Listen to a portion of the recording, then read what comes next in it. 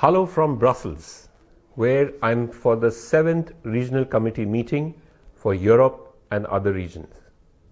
We are coming here at a very interesting and critical time of very difficult energy situation all over the world, where we were in complete alignment with the EU strategy for doing a lot more renewables and a lot more electrification.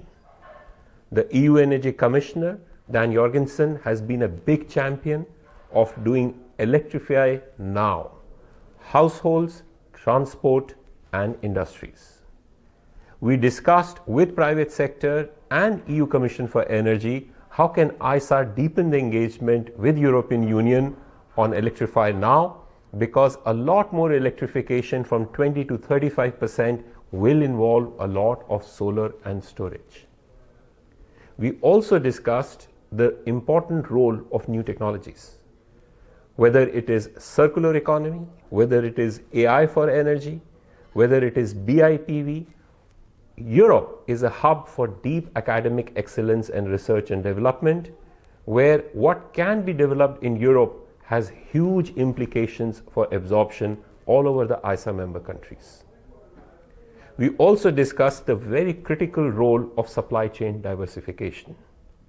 As EU is having a whole host of new legislations on promoting local industrialization, we had a deep dive on what are the potential opportunities on functional, geographical and technological diversification, where different ISA member countries need to come together for some tangible opportunities for diversification of supply chain. Of course, we discussed, because of the importance of ISA for Global South, what can be done to deepen the engagement of trilateral partnership between EU, ISA and Africa. EU has been a big partner on capacity building through Star C centers, where more than 10 centers are now operational in Africa already.